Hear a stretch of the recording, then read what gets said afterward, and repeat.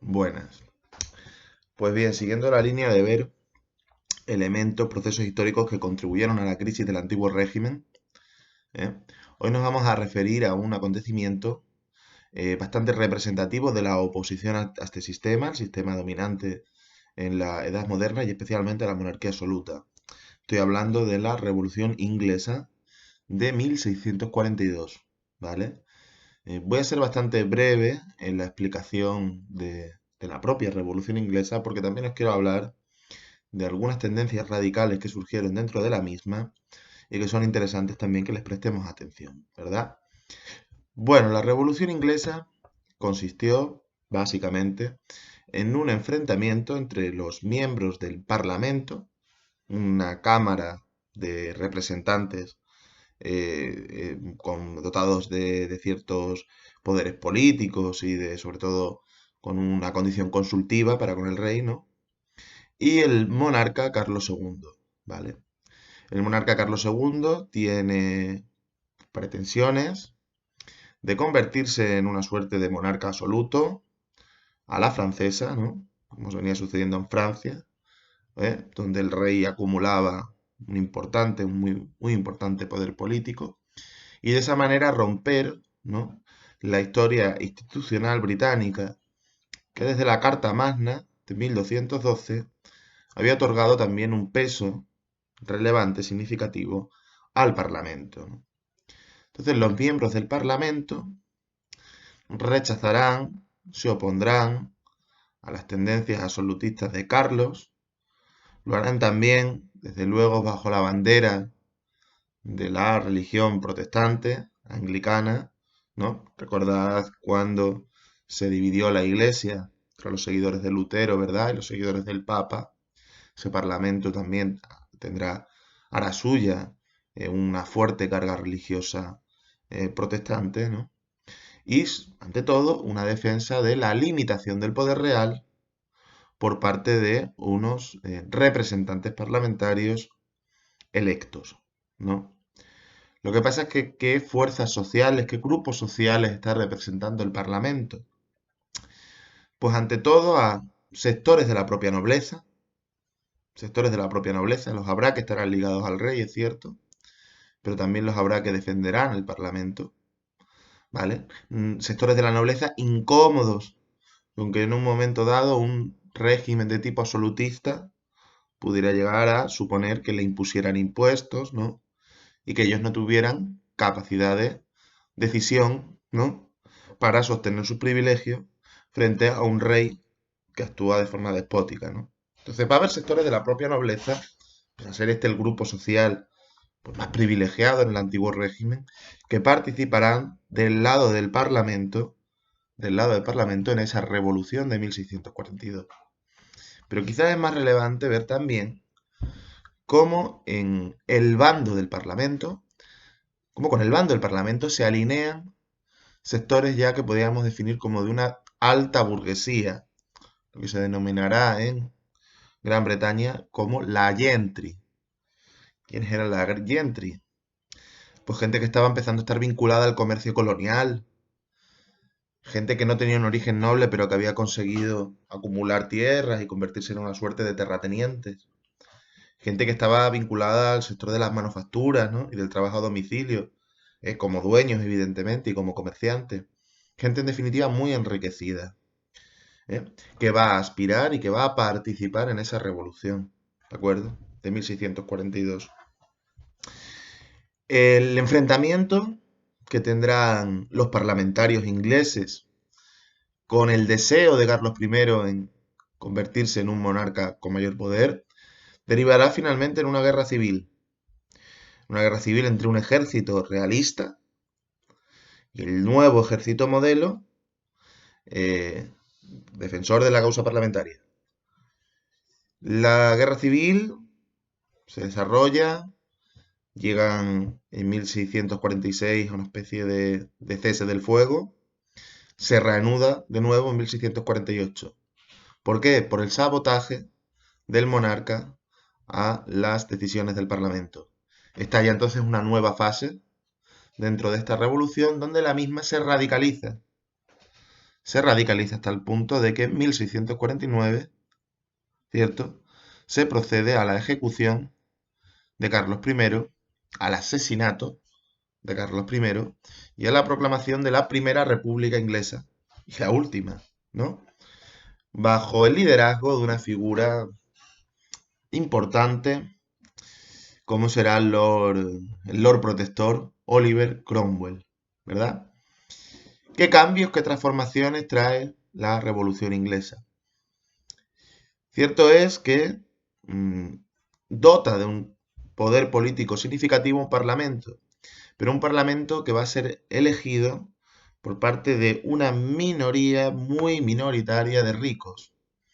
Y eso sucederá con posterioridad en muchos de los estados que sustituirán a los regímenes de monarquía absolutas, ¿no? Son más democráticos, si se quiere, esto es mucho decir, más representativos, mejor que más democráticos, que las monarquías absolutas, ¿no?, donde el poder se legitimaba porque tenían origen en Dios. Pero el 80%, el 90% de la población sigue sin participar en política. ¿Quién puede votar a ese parlamento? Los nobles, y esa burguesía, esa alta burguesía de la que hemos hablado, que era la gentry. La Revolución Inglesa limita de una manera muy moderada algunos de los privilegios procedentes del antiguo régimen. Por ejemplo, el hecho de que los altos cargos políticos, militares, estuvieran reservados a los nobles, se le pone fin. Podrán acceder también los burgueses, ¿vale? Una sociedad, en teoría, más basada en el talento y en el mérito que en los privilegios de sangre. Se produce también una reducción de algunos derechos señoriales, como los diezmos, ¿vale? Se produce también una implantación de ciertas libertades mínimas, y en particular es importante señalar lo de la libertad de conciencia. Ya no habrá en Inglaterra, durante Cromwell, una iglesia estatal vinculada al Estado como era la iglesia anglicana, sino que proliferarán todo tipo de iglesias protestantes, aquí y allá, los cuáqueros, más adelante los metodistas, ¿no? En fin, toda suerte de pequeños grupos de protestantes que crecen al calor de la libertad religiosa, ¿vale? Durante un tiempo también la censura se reduce, ¿no? ¿Eh? Una sociedad en definitiva donde hay menos privilegios de sangre, aunque no desaparecen del todo, y donde aumentan determinado tipo de libertades. Pero eso sí, una sociedad también en la que la mayoría de los ingleses, los pobres de Inglaterra, pues han ganado poco o nada. Vamos a dejarlo un poco. Lo que pasa es que todo lo que sucedió en la Revolución Inglesa respondió a los intereses de la gentry o de aquel grupo, aquel sector de la nobleza que apoya al Parlamento.